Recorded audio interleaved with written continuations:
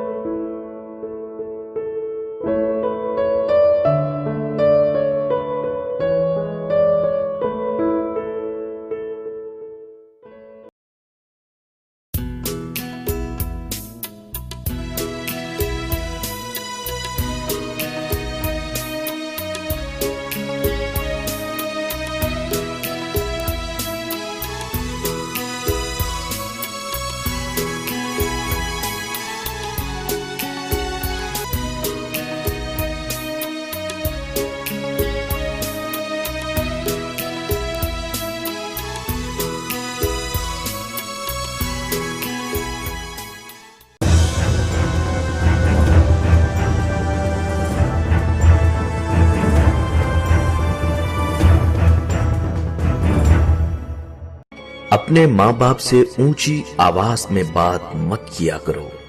जिस दिन ये खामोश हो गए उस दिन तुम इनकी आवाज को तरसोगे।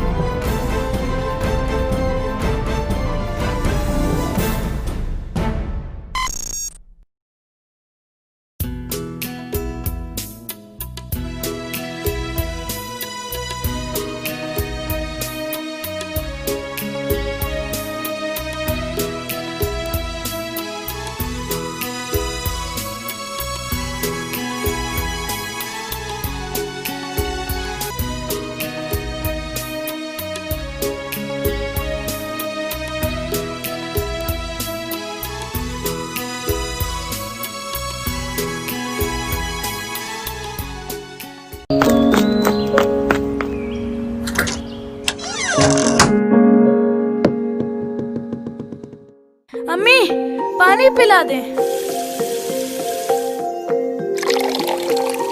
ये लो। अली रुको, पानी बैठकर और सीधे हाथ से पीना चाहिए। क्यों अम्मी? हमारे प्यारे नबी हजरत मोहम्मद सल्लल्लाहु अलैहि वसल्लम ने फरमाया, जिसका मफहूम है पानी पीने से पहले बिस्मिल्लाहिर्रहमानिर्रहीम पढ़ना चाहिए।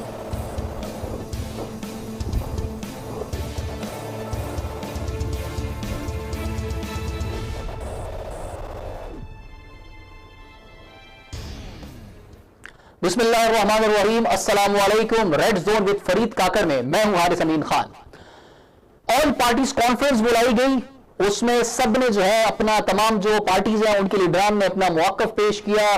जनाब जरदारी साहब ने भी अपना point of view video link के जरिए पेश किया। उसके साथ साथ नवाज शरीफ साहब ने भी बात की और उन्होंने जिस तरीके से बात की तो उन्होंने कोई कोरोना पर बात नहीं की, कश्मीर के इशू पर बात नहीं की और कोई ऐसा ये नहीं बोला कि महंगाई बढ़ गई है उसको हमें कंट्रोल करना चाहिए या अवाम इन मसाइल से दो चार है या सैलाब ने आकर कराची में तबाहियां कर दी हैं, केपी में तबाहियां कर दी है, इंटीरियर सिंध जो है वो डूब रहा है। लेकिन उन्होंने अगर बात की तो सिर्फ और सिर्फ अफवाज पाकिस्तान के खिलाफ बात की। यूं लग रहा था जैसे पाकिस्तान का 3 मरतबा मुंतखब वजीर आजम बात नहीं कर रहा, बल्कि कोई भारत का 3 मरतबा मुंतखब वजीर आजम अपनी जो मुखालिफ फौज है, अपनी दुश्मन फौज है, उसके खिलाफ जो है अपना पॉइंट ऑफ व्यू दे रहा है। और उसके अलावा अगर हम बात करें तो अफवाज पाकिस्तान के खिलाफ बात करने के बाद यह मालूम हुआ कि इस एपीसी से पहले जो है तमाम ये जो पार्टीज हैं एपीसी में जो शामिल हुई थी, उनकी जो है आर्मी चीफ के साथ मीटिंग हुई थी और फिर उसके बाद ये इंकशाफ भी हुआ जिसकी तस्दीक डीजीआईएसपीआर ने कल कर दी कि मोहम्मद जुबैर साहब जो हैं उनकी मुलाकातें भी हुई हैं और उन्होंने मरियम नवाज और नवाज शरीफ के हवाले से आर्मी चीफ और डीजीआईएसआई के साथ जो है डिस्कशन किए, उस हवाले से बात की है। तो अब ये आज एक नई चीज जो है वो भी देखने में सामने आई है कि नवाज शरीफ साहब ने ट्वीट किया है कि फौज से कोई नहीं मिलेगा। अगर फौज से कोई भी नून लीग का शख्स मिलने जाता है तो उसको पहले पार्टी से इजाजत लेनी पड़ेगी। क्या ये फौज हिंदुस्तान की फौज है? क्या ये आपकी दुश्मन फौज है? आप क्या तासुर देना चाहते हैं? आप क्या मैसेज दुनिया को देना चाहते हैं? आखिर एक हद होती है। आपका पॉलिटिकल जो आपकी पॉलिटिकल लाइफ जो है, आपके पॉलिटिकल जो आपस में इख्तलाफात हैं वो अपनी जगह है, वो एक तरफ है। लेकिन जहां पर बात आती है आपके इंस्टीट्यूशन की, पाकिस्तानी अफवाज की, तो उनकी जो सर्विसेज है, उनकी जो खिदमात है, उनकी जो कुर्बानी है, उनके खिलाफ उनको साइड पर रख के आप इस तरह की बात किस तरह कर सकते हैं? और इंतहाई शर्म और का मकाम यह है कि आप एक 3 मरतबा मुंतखब वजीर आजम है, लोगों ने वोट देकर आपको जो है वजीर आजम की कुर्सी पर बिठाया था और अब तो यह गुमान भी होता है कि शायद भारत जो है एक नया भाईजान जो है वो लॉन्च करने जा रहा है। और हम जो है इस भारत की इस चाल को, अगर ये वाकई में साजिश है, क्योंकि ये साजिश ही नजर आ रही है, तो इसको कभी कामयाब नहीं होने देंगे। आज हम इसी मौजू पर बात करेंगे और हमारे साथ लाइन पर मौजूद होंगी पाकिस्तान तहरीक इंसाफ की रहनुमा है नुसरत वाहिद साहिबा। अस्सलाम वालेकुम मैडम। वालेकुम अस्सलाम। मैडम बहुत शुक्रिया, आपने अपना वक्त दिया। सबसे पहले तो मैडम ये बताइएगा कि नवाज शरीफ साहब ने जो पाकिस्तानी अफवाज के बारे में बात की है, सबसे पहले उस पर आप रोशनी डालें। बहैसियत गवर्नमेंट पार्टी जो है आपका क्या मौकफ है उनके बयानात पर? बिस्मिल्लाहिर्रहमानिर्रहीम। देखिए, बहुत शुक्रिया आपने प्रोग्राम में इनवाइट किया। इसको जो चीज के सामने आई है वो सिर्फ ये है कि इनमें से कौन है जो मुल्का हमदर्द है, इनमें से कौन है जो अपने लिए बात कर रहा है और इनमें से कौन है जो अबू बचाओ मुहिम में लगा हुआ है। आप ये देखें कि वो एक चीज उसकी बड़ी धूम थी कि जी उसके बाद फौरन कौन सा इनकलाब आ जाएगा और हुकूमत को गिरा देंगे और जो नालायक वज़ीर आज़म है उसको घर भेज देंगे और ना जाने क्या क्या। लेकिन आपने देखा कि उसके बाद ये लोग किस तरह खुल के सामने आए तो हमें नजर आया कि इनमें से कोई भी ऐसा नहीं था जो मुल्क के लिए बात कर रहा है, पाकिस्तान के लिए बात कर रहा है। पाकिस्तान कितनी मुश्किलात में घिरा हुआ है उसके मुतालिक किसी ने बात नहीं की। नवाज शरीफ साहब वहाँ से बैठ के सब्जी पे पढ़ के सारा अपना बयान दे रहे थे, जैसे डेफिनेटली उनका अपना बयान नहीं था, लिखा हुआ बयान पढ़ रहे थे। लेकिन उस लिखे हुए बयान में भी जिस तरह उन्होंने पाकिस्तानी फौज को और पाकिस्तान के लोगों को रेस दी है, मेरा नहीं ख्याल कि इस तरह कोई और अपने मुल्क के साथ कर सकता है। बहुत ही अजीबोगरीब सिचुएशन थी जब वो अपनी फौज और अपने मुल्क के बारे में जहाँ नेगेटिव कमेंट दे रहे थे और ऐसा लग रहा था जैसे पाकिस्तान का, आपने अपने बयानिए में भी कहा कि 3 दफा का मुंतखब वज़ीर आज़म नहीं है बल्कि तो मोदी का हमदर्द है, तो पाकिस्तानी फौज सबसे ज्यादा बुरी लगती है। और पाकिस्तानी फौज वो फौज है जिससे आज ये पूरी दुनिया उसकी बहादुरी को और उसकी तकनीक को एक्नॉलेज करती है। आपको पता है कि जितनी दुनिया में ट्रेनिंग लोग दे रहे होते हैं अपने अफवाज को, तो हमारे यहाँ से बुलाते हैं हमारे ट्रेनर फौजियों को और वो उनको जाकर ट्रेन करते हैं कि किस तरह जंग लड़नी है। और कितनी दफा ऐसा हुआ है कि लोगों ने इस बात को एक्नॉलेज किया है कि पाकिस्तान की फौज बेहतरीन फौज है जी। और अगर ये फौज नहीं होती तो अब का इंडिया जो है वो आगे पाकिस्तान को खा भी चुका होता। बिल्कुल, इसमें कोई शक नहीं। हेलो जी जी, इसमें कोई शक नहीं मिस नुसरत, जो आपने बात की है। बिल्कुल। और एक ऐसा इंसान जो कि पाकिस्तान का वजीर आजम रह चुका हो, एक दफा नहीं 3 दफा, वो उस फौज के खिलाफ बात करी। और जो इन्होंने फरमाया कि जमहूरी हुकूमत से रहने देते और आके हुकूमत को खाड़ देते हैं 2 साल बाद या 3 साल बाद, तो उनसे कोई पूछे भाई कि इस काम में, इस प्रोसेस में तो आप लोग थे, 5 दफा तो आपने किया, 2 दफा बीवी के साथ किया, 1 दफा इफ्तार गिलानी के साथ, एक राजा परवेज के साथ, जुनेजो के साथ। वो तमाम जमहूरी हुकूमतें तोड़ने में आपका अमल दखल था, का अमल दखल तो नहीं था। आपने ये काम किया। आप किस किस्म की बात कर रहे हैं? आप खुद नहीं चाहते कि कोई हुकूमत करे। अब इस वक्त जब पीटीआई पहली दफा हुकूमत में आई है और पाकिस्तान संभाल गई है, और इस हालत में आप लोग छोड़ के लूट के लेके गए हैं पाकिस्तान को, उसको वापस अपनी कंडीशन में लेके आ रही है, तो आप इसकी बातें कर रहे हैं कि आप चाहते नहीं है कि पाकिस्तान तरक्की करे या प्रॉस्पर करे।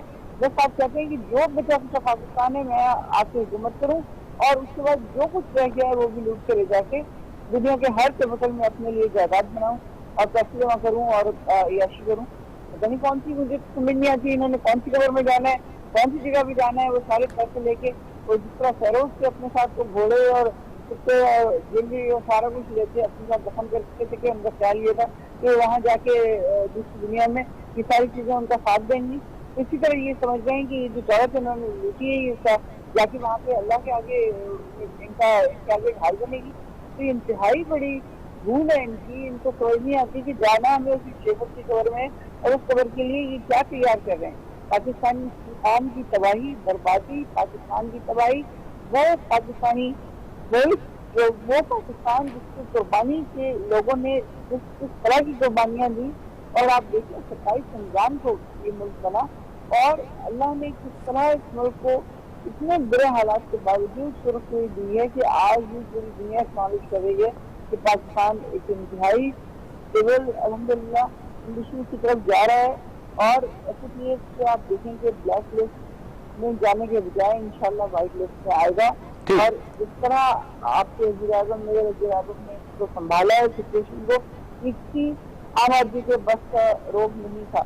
और डेफिनेटली पाक आर्मी सिविलियन फौज के साथ, सिविलियन लोगों के साथ है, हुकूमत के साथ है। और उन्होंने कहा है कि जो भी जहाँ पे भी जैसा भी होगा, जो भी हुकूमत आएगी सिविलियन, पाक फौज उनका साथ देगी। तो ये कोई स्ट्रेंज बात नहीं है, ये उनके इंतहाई खुश आएंगे और खुश फुल बात है कि आपकी फौज आपके साथ खड़ी है, फौज एक तरफ और आप दूसरी तरफ। अच्छा नुसरत भाई साहब, एक सवाल यहाँ पर मैं ये पूछना चाहूंगा कि अगर हम देखें जो अभी रिसेंटली एपीसी हुई, उसके बाद जो है मरियम नवाज साहिबा की जब हाई कोर्ट में पेशी थी, उस वक्त उन्होंने मीडिया से बात करते हुए ये कहा कि हमारे अगर कोई लोग मिले हैं अफवाज पाकिस्तान के सरबराहान से या तो उनको नहीं मिलना चाहिए। उसी के साथ उससे पहले जो है शहबाज शरीफ साहब मिल चुके हैं, और आज जो है नवाज शरीफ साहब का भी ट्वीट आया है। तो आप क्या समझ रही हैं कि भाई कोई नहीं मिलेगा? तो आप क्या समझ रही है कि मुस्लिम लीग जो है, मुस्लिम लीग नून, तो ये शीन चला रहा है, नून चला रहा है या मीन चला रहा है? ये मुस्लिम लीग को इस वक्त कौन चला रहा है?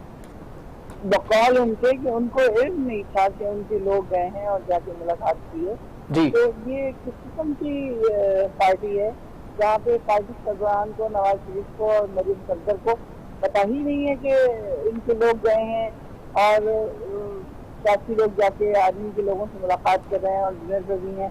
तो ये बड़ी, मतलब मुझे तो बहुत ही अजीब और चीज की बात लगती है कि ये खातून जब बोलती हैं उल्टा ही बोलती हैं। ये आप देखेंगे किस तरह ये लैब में आई और इन्होंने क्या ड्रामा रचाया कि जबकि वो टीवी इसकी मुसलसल दिखा रही है कि पत्थर कहाँ से उठाए गए, किन थैलियों में रखे गए, किस गाड़ी में रखे गए, फिर वो पत्थर कहाँ से कहाँ आए और यहाँ पे आए, तो किस तरह पुलिस वालों के ऊपर फेंके पत्थर। तो ये मतलब इससे पहले कभी पुलिस को कोई अपोजिशन नहीं मिली थी क्या? इससे पहले पुलिस ने कभी इस तरह की हरकत की कि लोगों के ऊपर पत्थर फेंक रहे? और जी हमारे लोग जख्मी हो गए, हमारे लोग कैसे जख्मी हो गए? आपके लोग ही आपके लोगों को मार रहे थे और बहुत बड़े बड़े पत्थर नहीं मार रहे थे। कहीं किसी सपने में चोट लग गई, कुछ चोट लग गई, क्योंकि अगर वो एक्चुअली पत्थर लग जाते किसी को तो वो अपनी मर सकता था। आपके लोग आपके लोगों को क्यों मारते? वो तो पुलिस को ड्रामा दिखाने के लिए। तो ये खातून जो है टोटल ड्रामाबाज खातून है, सिर्फ झूठ बोलती हैं और जब अच्छा देखिए मैडम, एक बात तो है ना कि आपने उनके लिए ड्रामेबाज लफ्ज इस्तेमाल किया, लेकिन मैं ये कहता हूं कि वो एक पावर तो रखती है ना। कल उन्होंने मीडिया के सामने बात की कि नहीं मिलना चाहिए नून लीग के लोगों को जो है आर्मी के ऑफिशियल्स के साथ, और आज नवाज शरीफ साहब ने कैटेगोरिकली दो टोक बात की कि भाई कोई नहीं मिलेगा, और अगर कोई मिलेगा भी तो पार्टी से इजाजत लेकर मिलेगा। तो मतलब शहबाज शरीफ की निस्बत इनकी ज्यादा चलती है पार्टी में। आप ये देखें कि जुबैर साहब कब निकला कि जुबैर साहब गए थे मिलने, पहले हुआ कि जी एक दफा, फिर रशीद साहब ने कह दिया कि नहीं 2 दफा मिले, तो नहीं मैं तो 1 दफा मिला हूँ, फिर बाहर के वहां से इन्फॉर्मेशन आ गई कि 2 दफा मिले। तो ये लोग सारे के सारे जिस तरह शहबाज शरीफ के बारे में कहा जाता है कि शहबाज शरीफ हैं, इसी तरह ये सब लोग इसी तरह के हैं। इजाजत के बगैर, उनकी इजाजत के बगैर हिम्मत है किसी को मारने की। वो जो साहब जुबैर साहब गए थे मिलने, वो भी सिर्फ मरियम और नवाज शरीफ के लिए बात करने गए थे, अपने लिए उनको कोई जरूरत नहीं थी बात करने की। तो ये ऐसी खामखा की बातें हैं, इन लोगों ने करना कराना कुछ नहीं है, सिर्फ लोगों को बेवकूफ़ बनाने की कोशिश कर रहे हैं। लेकिन अब अल्हम्दुलिल्लाह मीडिया बहुत स्ट्रॉन्ग हो गया है, आप लोग बहुत स्ट्रॉन्ग है, लम्बे की खबर, लम्बे की चीजें लोगों को बता रहे होते हैं, उन्हें पता है क्या सही है क्या गलत है। ये और बात है कि कुछ पैसे दे के स्कूल अपनी गाड़ी से छुपवा लें ये या बताओ जो भी कर लें, लेकिन एक्चुअली लोग इनकी रियलिटी को जान लें, और अब इंशाल्लाह दोबारा इनको उतने भी वोट नहीं मिलेंगे जितने पहले मिले थे। ठीक। अच्छा नुसरत वाहिद साहिबा, आप ये बताइएगा कि आपको क्या लगता है, क्या शहबाज शरीफ और मरियम नवाज एक पेज पर है? शहबाज शरीफ और मरियम सब दो? जी, वो आपको एक पेज पर नजर आ रहे हैं या दोनों के रास्ते जुदा है? मतलब प्रिटेंडिंग कि हम एक पेज में हैं, लेकिन एक्चुअली नहीं है।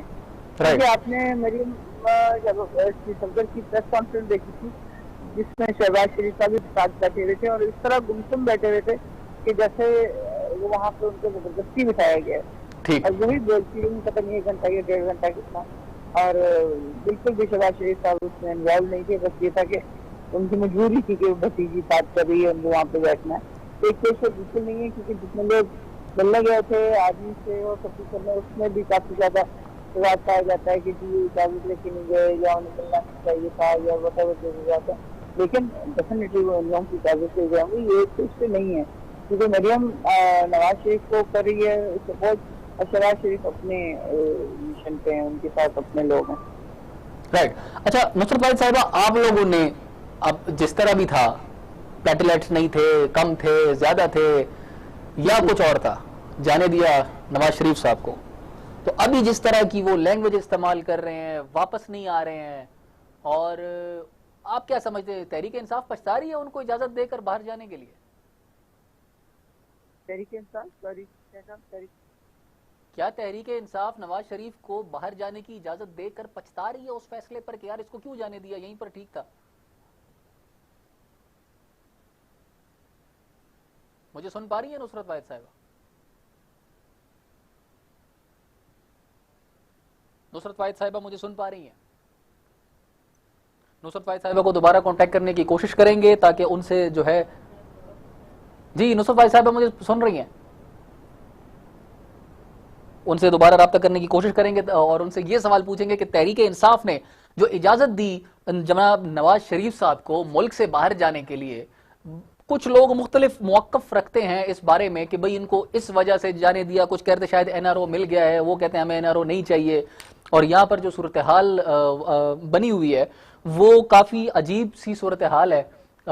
इस वक्त ये एक्सपेक्टेशन कोई भी नहीं कर रहा था कि नवाज शरीफ साहब अब गए इलाज के लिए हैं, मिन्नत करके गए हैं, समाजत करके गए हैं कि मुझे जाने दिया जाए, मेरी ये हालत है, मेरी ये पोजीशन है, और वहां पर जाके इस तरह के जो है वो बयानात भी दे रहे हैं। मैडम ने दोबारा ज्वाइन किया है हमें। नुसरत वाहिद साहिबा, मेरा सवाल ये है कि आप लोगों की हुकूमत जो है उन्होंने नवाज शरीफ साहब को जाने दिया, तो क्या आप लोग इस फैसले पर, क्या आप लोग अपने फैसले पर पछता रहे हैं नवाज शरीफ साहब को इजाजत देकर? बिल्कुल नहीं पछता रहे। मैं अभी यही आपसे बात कर रही थी कि हम उनके बगैर बेचैन नहीं है, हम उनको के बहुत दुख में नहीं है। हमें सिर्फ ये है कि वो जो उन्होंने ड्रामा किया, आपको पता है कि अब इस तरह की चीजें आ गई हैं जिसमें आप अगर वो इंजेक्शन लगाएं तो आपके प्लेटलेट्स बहुत नीचे चले जा सकते हैं, और वो रिपोर्ट जब दिखाई गई हैं और जो सारे डॉक्टर्स वहाँ पे मौजूद थे उन्होंने देखा तो वो यही सब लोग यही समझे जाहिर है कि ये वाकई इनके प्लेटलेट्स कम हो गए हैं और ये खाना खासा अगर इनको नहीं भेजा गया तो ये फौत हो जाएंगे। तो इस उसमें उनको इंसानी हमदर्दी के हिसाब से भेजा, लेकिन आपने देखा कि वो जैसे ही जहाज पे चढ़ने लगे वो बिल्कुल हशाश हशाश थे। तो ये तो मतलब जिसमें मैं अभी बात कर रही थी इस्लामाबाद, तो ये तो सब के सब इसी मिशन पे हैं, इनका कुछ किया नहीं जा सकता। और तो पाकिस्तान पीटीआई बिल्कुल नहीं पछता रही। पीटीआई को ये जरूर दुख है कि उसने इंसानी हमदर्दी के तहत इनका साथ किया जी, और इन्होंने उस चीज को बिल्कुल ही उल्टा पुल्टा कर दिया। नहीं तो अभी कोई इकदाम किए जाएंगे इनको वापस लाने के हवाले से? मैडम, इनको वापस लाने के हवाले से क्या हुकूमत सोच रही है?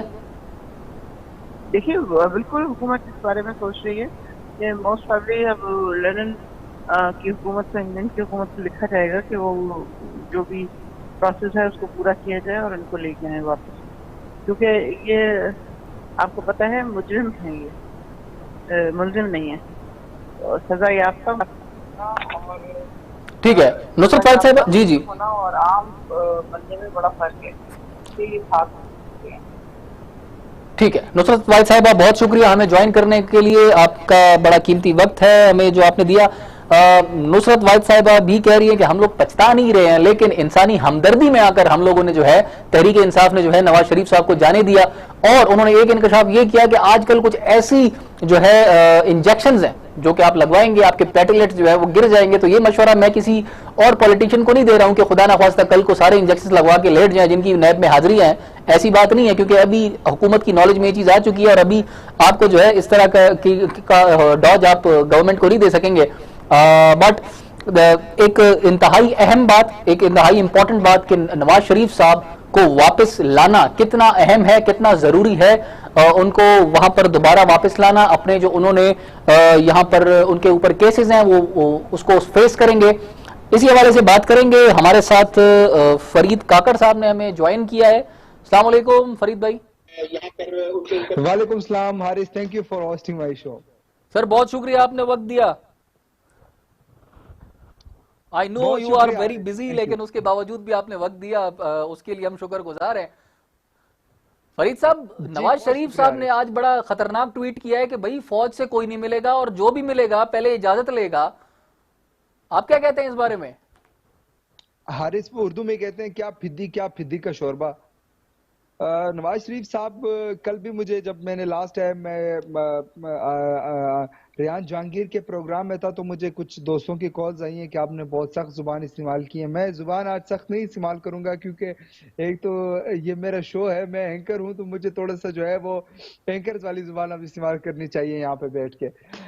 दूसरी बात ये है कि देखिए, आप नवाज शरीफ साहब की तारीख जरा पढ़ लेना, तो नवाज शरीफ साहब को जाने के नवाज शरीफ साहब जो है वो नेल्सन मंडेला हैं या वो कोई बहुत बड़े कोई पॉलिटिकल लीडर हैं कि जिनकी पूरी दुनिया में जो है एक इमेज है। नवाज शरीफ साहब हैं कौन, कहाँ से उठे हैं, कैसे आए इस पूरी दुनिया में, इस सियासत की दुनिया में, उनकी तारीख क्या है। आपको मैं याद दिलाता चलूं, और नाजरीन को भी, मुस्लिम लीग नून के कारकुनान को भी, पाकिस्तान के अवाम को भी, कि नवाज शरीफ साहब जो है नीचे को गाड़ियों की सिलेक्शन कर रहे थे कि उनकी वालिद की कौलाई के जनरल जिलानी जो है वो उनको अपनी काबीना में एक्साइज एंड टैक्सेशन का मिनिस्टर लेंगे। सही। मैं तकरीर सुना सकता हूँ, आप चाहें तो मुझे कहें, मैं आपको वो क्लिप सुना देता हूँ। मैं बल्कि अपने ये मेरे पास एक और मोबाइल है, मैं इसे कोशिश करता हूँ, जिसमें कहते हैं कि जनरल जियाउल हक मेरे वालिद साहब हैं। तो जिनके वालिदैन जो हों वो जनरल जियाउल हक हों, वो क्या ये कहेंगे कि वो असल में मसला ये है कि नवाज शरीफ साहब ने बहुत कोशिश की स्टेट को जो है वो ब्लैकमेल करने की, इमरान खान साहब को ब्लैकमेल करने की, उनको एनआरओ नहीं मिला। अब वो चीख रहे हैं कि मैं इनकलाबी बन गया हूं। भाई आज भी आपको एनआरओ मिल जाए ना, तो यकीन मानिए आपके अंदर का ये सारा इनकलाब बाहर चला जाएगा। ये जो इनकलाबी पन नवाज शरीफ साहब के अंदर आया, ये जो इनकलाब की दौड़ में नवाज शरीफ साहब शामिल हो रहे हैं, उसकी बुनियादी वजह यह है कि नवाज शरीफ साहब जो है वो चाहते हैं कि उनको एनआरओ मिले। वो चाहते हैं कि एक इंटरनेशनल प्रेशर जो है वो एक गवर्नमेंट के ऊपर, स्टेट के ऊपर डाला जाए कि नवाज शरीफ साहब को कोई दरमियानी रास्ता दिया जाए। नवाज शरीफ साहब की सियासत खत्म हो चुकी है और इसको खत्म करने में दो अफराद का किरदार है। एक का नाम है मरियम नवाज, दूसरे हैं परवेज रशीद, जिन्होंने डॉन लीग्स के जो बानी हैं। इन नवाज शरीफ साहब की सियासत का खात्मा किया। नवाज शरीफ साहब जो है वो एक और कोशिश कर रहे हैं, वो ये कोशिश कर रहे हैं कि नवाज शरीफ साहब बाहर बैठ के जो है वो ट्विटर सियासत खेल रहे हैं। ये मरियम नवाज ने इधर ये जाती उमरा से इनका ट्विटर अकाउंट बनाया है, सोशल मीडिया की टीम उनको देख रही है। पता नहीं नवाज शरीफ साहब, जो बंदा तकरीर नहीं कर सकता, जो बंदा खुद से कुछ बोल नहीं सकता, वो बंदा खुद से ट्वीट कर सकता है? मुझे तो नहीं समझ आती काकड़ साहब, कि वो ट्वीट काकड़ साहब आपको ये नहीं लगता कि शायद भारत ने कोई नया भाईजान लॉन्च कर दिया है? देखिए नवाज शरीफ साहब रोज़े अव्वल से, जी ऐसे ही है, रोज़े अव्वल से ही नवाज शरीफ साहब जो है वो भारत के साथ उनके बड़े अच्छे ताल्लुकात हैं। अब मैं तो नहीं कहता, लेकिन भारतीय एक शख्स हैं वो कहते हैं, अगर मैं गलत नहीं हूँ, अजीत दोवल साहब के ये बयान है कि नवाज शरीफ साहब के ऊपर हमने बड़ा इन्वेस्ट किया और पाकिस्तान में हमने बड़े ऐसे कोई सियासतदान है जिनके ऊपर हमने इन्वेस्ट किया। शायद मैं गलत हूँ, लेकिन इस टाइप की क्लिप्स जो है वो सर्कुलेट हो रहे हैं मार्केट में, लोग उसके बारे में बात कर रहे हैं। नवाज शरीफ साहब की हमेशा से जो, अगर हम नवाज शरीफ साहब और पाकिस्तान मुस्लिम लीग नून की गवर्नमेंट की अगर हम पॉलिसी देखें, वो जरा प्रो इंडिया उनकी पॉलिसी है, उनके लिए जरा इंडिया के लिए, हिंदुस्तान के लिए उनके दिल में थोड़ी सी नरमी है। अब इस नरमी की क्या वजह है, ये तो नवाज शरीफ साहब खुद ही बता सकते हैं। अच्छा काकड़ साहब, कहा यह जाता है नून लीग की तरफ से कि नवाज शरीफ साहब वापस आएंगे और बड़े दबंग अंदाज में आएंगे इस मर्तबा जो है। आपने कैप्टन सफदर साहब का भी बयान सुना होगा कि इस मर्तबा उन्होंने खुमैनी का लफ्ज इस्तेमाल किया कि वो बनकर आएंगे। तो आपको क्या लगता है वो आएंगे या नहीं, ट्विटर पर ही सियासत चलाएंगे अपनी? जब नवाज शरीफ आ रहा था सऊदी अरब से वापस, तो लोग समझ रहे थे यहाँ पे लोग जो है वो पता नहीं क्या कर देंगे, लोग कहेंगे कि ये नेल्सन मंडेला आ गए हैं, ये आप खुमैनी का कह रहे हैं। लोग समझ रहे थे कि खुमैनी आ गए, लेकिन वो आए, फिर वो 35 पंक्चर लगे, उनकी हुकूमत बनी। फिर नवाज शरीफ साहब ने जो है वो, मैं आपको एक और बात बताता हूँ, जिस दिन नवाज शरीफ साहब कंटेनर पे चढ़े थे उस वक्त भी ये राब्ते में थे, जहां से ये अभी राब्ते करने की कोशिश कर रहे हैं, उस दिन भी राब्ते में थे। ये अब ये मैं ये नहीं कहूंगा कि ये मुझे चैलेंज करिए, शेख रशीद साहब को चैलेंज करे, वो बता देंगे कि किसने राब्ता किया था, कौन 3 अफराद थे जो गए थे उस दिन, जिस दिन नवाज शरीफ साहब कंटेनर पे बैठ के नेल्सन मंडेला बन रहे थे। देखिए ये इनकी कोशिशें हैं, इनकी ख्वाहिशें हैं, अब इनको ये बंद गली में पहुंच गए हैं। इसमें 2-3 लोग शामिल है, एक मरियम नवाज है, एक परवेज रशीद है, एक और मेरे रिश्तेदार है बलूचिस्तान के सियासतदान, में नाम नहीं लेना चाह रहा। ये इन्होंने जो है वो नवाज शरीफ साहब को बंद गली में पहुंचा दिया है। तो बहरहाल नवाज शरीफ साहब के लिए अल्लाह ताला कोई आसानियां पैदा करे, हम क्या कह सकते हैं। अच्छा काकड़ साहब, ये बताइएगा कि इस वक्त जो है मुस्लिम लीग को नून, मीम और शीन में से कौन चला रहा है? मीम ही चला रहा है, नून भी नहीं चला रहे। नून के पास, नून को पहले और लोग चलाते थे, में जो है ना ट्वीट किया है। नहीं मैं आपको कह रहा हूँ ना, जो शख्स तकरीर नहीं कर सकता वो शख्स ट्वीट कर सकता है। जो शख्स खुद से, आप मुझे बताएं, आप, मुझे तो लगता है कि ये जाती उमरा से ट्वीट्स हो रहे हैं, ये मुझे लगता है, ये मैं कोई खबर नहीं दे रहा ना, मैं ये कह रहा हूँ कि मुझे कंफर्म है, लेकिन ये कि मुझे शक है कि ये ट्वीट्स जो है जाती उमरा से हो रहे हैं। देखिए मैं भी कुछ समझता हूँ, अवाम भी समझती है, आप अवाम को बेवकूफ नहीं बना सकते। जो नवाज शरीफ साहब पर्ची के बगैर तकरीर नहीं कर सकते, उर्दू की तकरीर पर्ची के बगैर नहीं कर सकते, ट्वीट किधर से करेंगे? मुझे लगता है ये जाती उम्र से हो रहा है।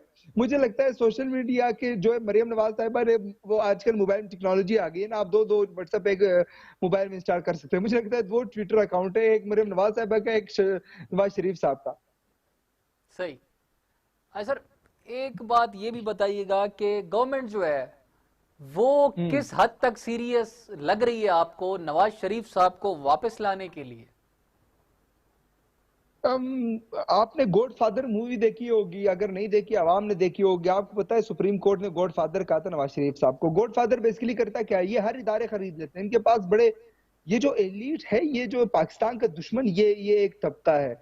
एलीट से मेरी मुराद ये जो पॉलिटिकल एलीट है, जो एक बदमाशियां बनी हुई है इस मुल्क में, जहाँ पे ये आप चीनी देख के, चीनी चोर, आटा चोर सारे मिलके, पता है कि सबको कि इन्होंने चोरी की, फिर भी नहीं पकड़ सकते। ये वो पॉलिटिकल एलीट है जिनके ऊपर हाथ नहीं डाला जा सकता। देखें ये इनके बड़े ऐसी रिपोर्ट्स बना दी, वो रिपोर्ट अगर मैं आप वज़ीर आज़म होते, हमें दिखाई देती तो हम कहते हैं यार जाने देते हैं, ये इनको जो है वो इनकी जान को खतरा है। वो उनके डॉक्टर साहब थे, वो आते थे कि भाई आज प्लेटलेट्स गिर गई, कल प्लेटलेट्स गिर गई, इतनी रह गई है, इतनी हो जाए तो बेहतर हो जाएंगी, इतनी गिर गई तो बस नवाज शरीफ साहब जो है वो खुदा ना खास्ता हो उनको कुछ हो जाएगा। ये वो उन्होंने एक माहौल ऐसा क्रिएट कर दिया कि जिसकी बुनियाद पे फिर इमरान खान साहब भी मुझे लगता है थोड़े से प्रेशर में आ गए और उनको जाने दे दिया, और आज पछता रहे हैं।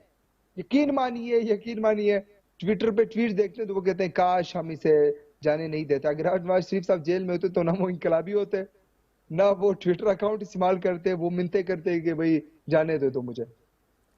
अभी नुसरत वाहिद साहिबा से बात हो रही थी, उन्होंने कहा कि हम लोगों ने नवाज शरीफ साहब को इखलाकी तौर पर, इंसानियत के तौर पर जाने दिया था, और उनके बातों से भी यही महसूस हो रहा था कि वो पछता रहे हैं उनको जाने देकर।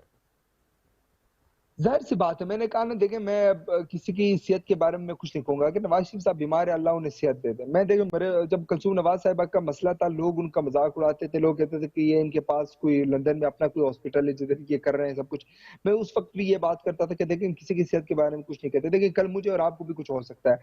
अगर नवाज शरीफ साहब बीमार है तो अल्लाह उन्हें सेहत दे, लेकिन आप बीमार शख्सियत को, मुझे भी पता है कि आप, अगर मैं बीमार हूं ना, मेरी शक्ल से लग जाएगी कि ये बंदा बीमार है। नवाज शरीफ साहब मुझे शक्ल से बीमार नहीं लग रहे होंगे, शायद कोई ज़हनी बीमार है, वो उस बारे में कुछ नहीं कह सकता, लेकिन फिजिकली वो मुझे बीमार कहीं से नहीं लग रहे। बिल्कुल हशाश बशाश, बिल्कुल वो जिस तरह मियाँ साहब की गालों की लाली है वो चमक रही थी। मैं मियाँ साहब को एक वक्त में मिलने गया, कुछ हमारे और भी दोस्त हैं, हम मिलने गए नवाज शरीफ साहब को जो है वो वजीर आजम हाउस, मैंने उनके चेहरे की लाली देखी है। यकीन मानिए उस दिन मैं वीडियो में उनकी चेहरे की लाली देख रहा था। अगर बीमार होते ना, यकीन मानिए कि मियाँ साहब की ये वाली हालत ना होती जो उस दिन थी। तो अगर बीमार है तो अल्लाह उन्हें सेहत दे। मुझे लगता है कि इन्होंने जाने देकर गलती की है और अब ये पछता रहे हैं। अब इसका अजाला कैसे करते हैं, ये बहुत बड़ा सवाल है। अच्छा काकड़ साहब, एक सवाल ये है, बहुत इंपॉर्टेंट सवाल ये है कि जिस तरह पहले भी लोगों ने मुल्क खिलाफ, स्टेट खिलाफ तकारीर की हैं और उन पर पाबंदियां आयद की गई हैं जो कि बहुत जरूरी थी, और इस वक्त जो नवाज शरीफ साहब ने भी वही रास्ता, वही ट्रैक इख्तियार किया है, आप क्या समझते हैं कितना जरूरी होगा कि इनकी तकारीर पर पाबंदी लगाई जाए? मैं ये समझता हूँ आरिस के ये खुद अपने लिए कब्र खोद रहे हैं और ये खुद दफन भी खुद होंगे। आप याद रखिएगा, ये देखें लोग क्यों भूल जाते हैं, मुझे ये बात समझ नहीं आती। लोग जब ये नवाज शरीफ मुशर्रफ के मार्शल लॉ के बाद जेल में था तो ये मिन्नतें करता था, बाहर निकला इसलिए कहा पता नहीं मैं कुछ ऐसे इंकलाबी बन जाऊंगा, मुझे सुरखाब के पर लग जाएंगे तो पता नहीं मैं क्या कर लूंगा। फिर ये मिन्नतें करके एनआरओ, इनको एनआरओ के डॉक्यूमेंट्स भूल गए। इनको बार बार गवर्नमेंट को चाहिए, टीवी चैनल्स को चाहिए कि इनको दिखाएं वो एनआरओ की जो इन्होंने किया, और ये बाहर गए। फिर वहां से आए, ये बड़े इंकलाबी बन के आए थे कि पता नहीं मैं क्या कर लूंगा, फिर आए इन्होंने फिर भी कुछ किया। देखिए ये जो बंदे की नेचर है वो नहीं बदलती। जरदारी साहब जेल गुजार सकते हैं, देखिए पूरी दुनिया जानती है कि जरदारी साहब जो है वो सख्त बंदे हैं, वो जेल गुजार सकते हैं, वो हर मुश्किल में से रास्ता निकाल सकते हैं। नवाज शरीफ साहब दुश्मनी उस हद तक करते हैं कि फिर आने का रास्ता ही नहीं होता। सही। काकड़ साहब, इस पर मजीद गुफ्तगू करेंगे, उससे पहले एक छोटी ब्रेक लेंगे। नाज़रीन एक छोटी सी ब्रेक लेते हैं, ब्रेक के बाद दोबारा हाजिर होंगे।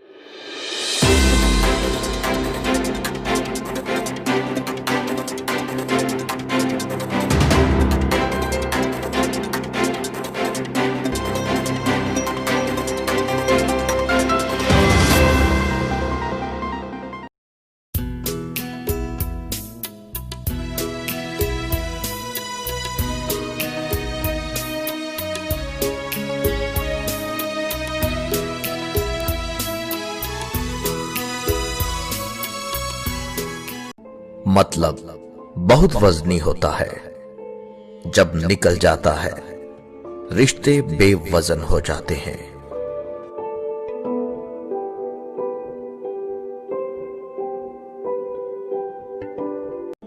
और मरकज़े निगाह बनना चाहती है, लेकिन घूरे जाने पर एतराज भी है।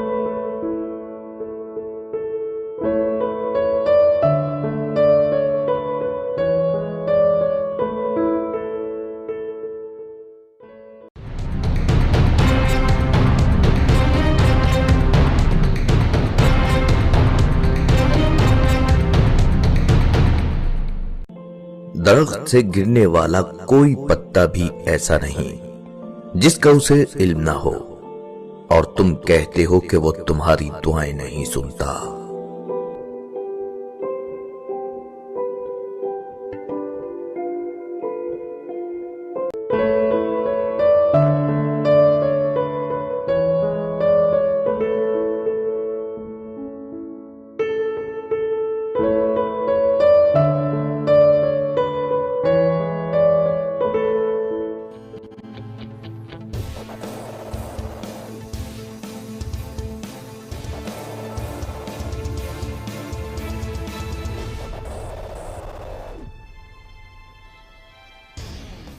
जी नाज़रीन, ब्रेक के बाद खुशामदीद। अफवाज पाकिस्तान ने जो कुर्बानियां इस मुल्क की हिफाजत के लिए, इस मुल्क को दहशतगर्दी से आज़ाद कराने के लिए, और आज जो हम सुकून से अल्हम्दुलिल्लाह सांस ले रहे हैं, जो हमारे कई ऐसे इलाके, वजीरिस्तान के, फाटा के, सवात के, बलोचिस्तान के कई ऐसे इलाके, कराची के और हमारे पंजाब के ऐसे कई इलाके हैं जिनको क्लियर करने में अफवाज पाकिस्तान ने बहुत ही अहम रोल अदा किया। उसके साथ साथ हमारी रेंजर्स, हमारी FC, हमारी पुलिस, उन सब इदारों ने बहुत ही ज़्यादा कुर्बानियाँ दी हैं। हम जब भी कोई बात करते हैं, हमें किसी से भी इख्तलाफ हो सकता है, कोई भी बात हो सकती है, लेकिन जो आपके अल्फाज होते हैं, जो जुबान होती है, जो ताना होता है, वो बड़ा तल्ख और बहुत बहुत तकलीफ दे होता है। आज एहसन इकबाल साहब ने एक बात की कि 500 अरब हमने दिए फौज को, तब जाकर इन्होंने दहशत गर्दी पर काबू पाया है। ये कितना एक गैर जिम्मेदाराना जो है उन्होंने एक बात की है, एक बयान दिया है। इसी पर फरीद काकड़ साहब का भी हम तज्जिया लेंगे। फरीद काकड़ साहब। जी काकड़ साहब, हारिस जी आवाज आ रही मेरी आपको? जी बिल्कुल, मैं आपको सुन रहा हूँ, प्लीज। हारिस, पता नहीं किस किस्म के लोग हैं ये अरस्तु जो है मुस्लिम लीग नून के, जिनका नाम एहसन इकबाल है, मैं इनको 500 अरब देता हूँ, ये जाके बॉर्डर पे सीने पे गोली खा के आए, बात ही खत्म करे बस। क्या कहूँ? नहीं, उधर से नवाज शरीफ साहब बैठ के फौज के खिलाफ बात कर रहे हैं, यहाँ पर मरियम नवाज इस तरीके की गुफ्तगू करती हैं, और एहसन इकबाल साहब ने तो आज हद कर दिया, इनको 500 अरब दिए तब इन्होंने किया है। मतलब कितना एक नॉनसेंस तरीके से ये डील कर रहे हैं। देखें हारिस, इन्होंने जिस तालीम में कहा है उसमें छेद करने की कोशिश कर रहे हैं, बल्कि छेद कर दिया है। करने की कोशिश क्या, कर दिया है छेद। जिस तालीम में ये खाते रहे हैं, जिस तालीम गेट नंबर 4 से बनने वाला शख्स कैसे ही इंकलाबी हो सकता है, ये इंकलाबी बनने की नाकाम कोशिश कर रहे हैं। जिसने देखे, आपने कभी सांप का बच्चा, आपने कभी खरगोश देखा है? सांप का बच्चा संपोलिया होता है भाई। ये नवाज शरीफ साहब इंकलाबी बनेंगे? जो जनरल जियाउल्लाह को जिसने मार्शल लगा है उसको बेहतर समझता है। देखें, आपके फिर स्टैंडर्ड एक होने चाहिए ना, ये नहीं कि फिर आप एक के लिए कुछ स्टैंडर्ड रख रहे हैं, दूसरे के लिए कुछ रख रहे हैं। सर, इस तरह की स्टेटमेंट्स को देखकर लग ही रहा है जैसे इनको इनके मुंह में किसी ने 500 अरब दे दिए कि भाई अब बोलो, जो हम कह रहे हैं वो बोलो। इनके मुंह में तो बहुत सारे अरब जो है, अरबी और अरबी, ये दोनों इनके मुंह में, ये इसीलिए इस तरह की बात कर रहे हैं। ये कोशिश कर रहे हैं कि देखें, मैंने पहले कहा, मैं ये पहले इकबाल साहब ये जो इन्होंने बात की है, बहुत मैं समझता हूं कि अब मैं नहीं कहना चाहता, उस तरह की सख्त बात नहीं करना चाहता। बहरहाल बात ये कि इससे तमाम शहीदों के वालिदैन को और उनकी रूह को आज जो है वो दर्द पहुंचा है, जो आज ये बात की गई है।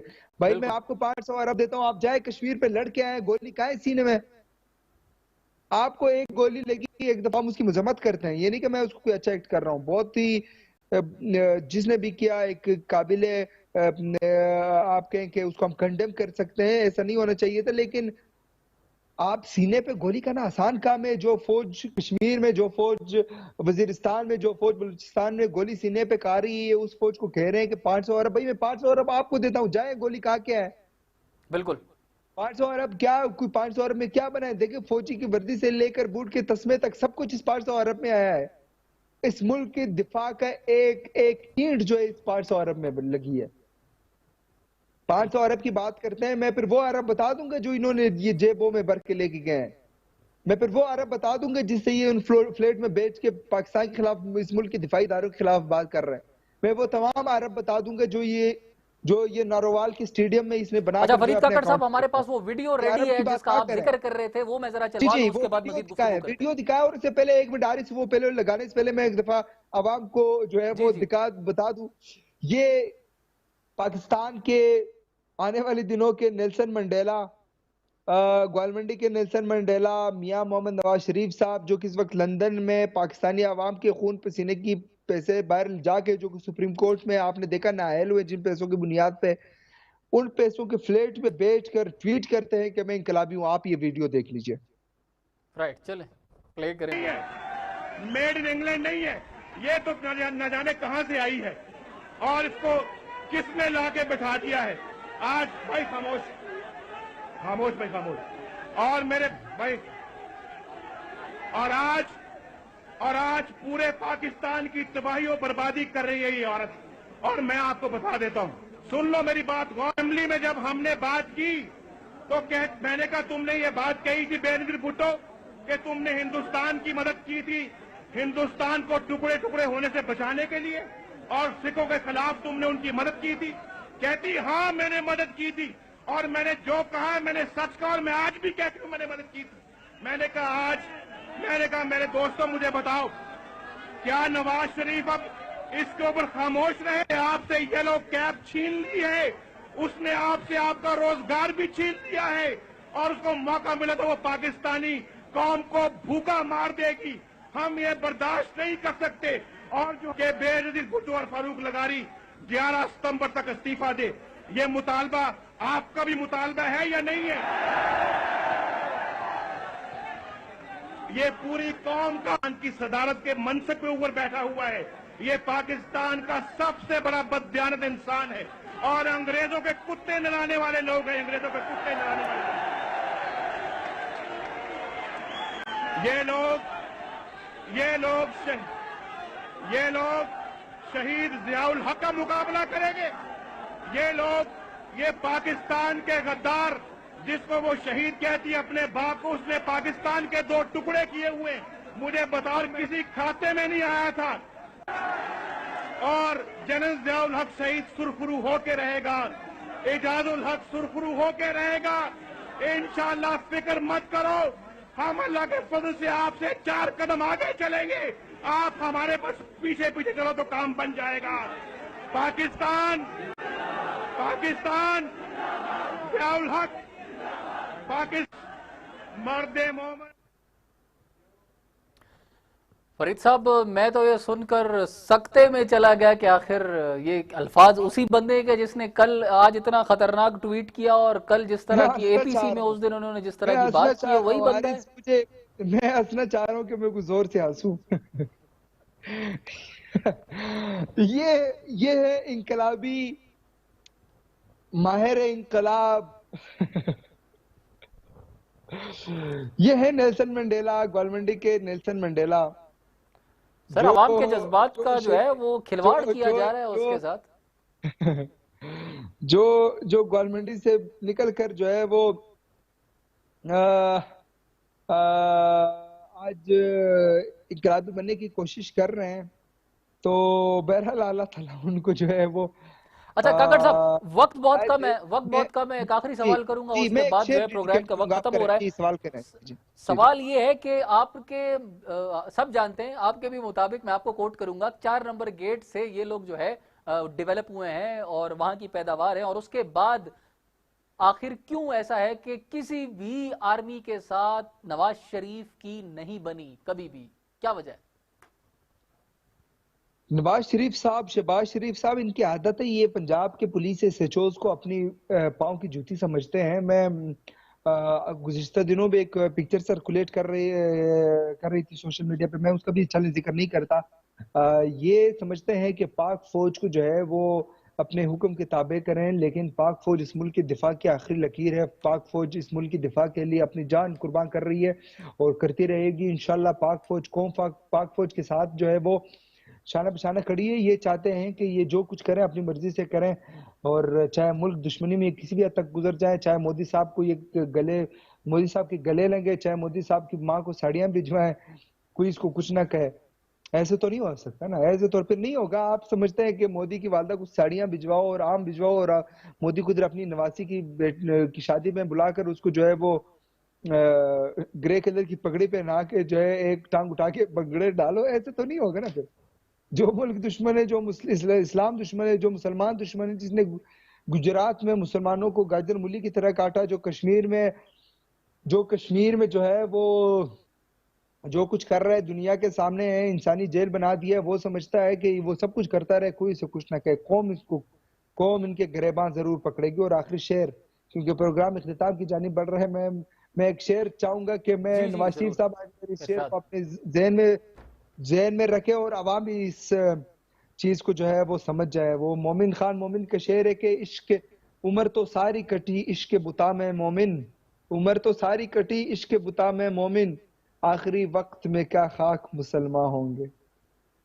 बहुत शुक्रिया फरीद काकड़ साहब। थैंक यू वारिस। आखिरी वक्त में क्या खाक मुसलमान होंगे। नाजरीन, अभी इस वक्त जो सूरत हाल आपने सुनी, मुलाहिजा फरमाई, आपके सामने है। जो नून लीग इस वक्त, अब मैं उसको शीन लीग कहूं, मीम लीग कहूं या नून लीग कहूं, बहरहाल जो भी है, इन्होंने खुद अपने पैर पर कुल्हाड़ी मार रहे हैं। और इनको ये एटलीस्ट जरूर सोचना चाहिए कि अपना जो हमारे इदारे हैं, हमारे जो इंस्टीट्यूट्स हैं, उनको उनकी तरफ अगर ये मैली आंख से देखेंगे या उनको बदनाम करने की कोशिश करेंगे तो ये अवाम, ये कौम कभी इनका साथ नहीं देगी। नाजरीन, अगले प्रोग्राम तक के लिए इजाजत दीजिएगा। अल्लाह हाफिज। पाकिस्तान जिंदाबाद।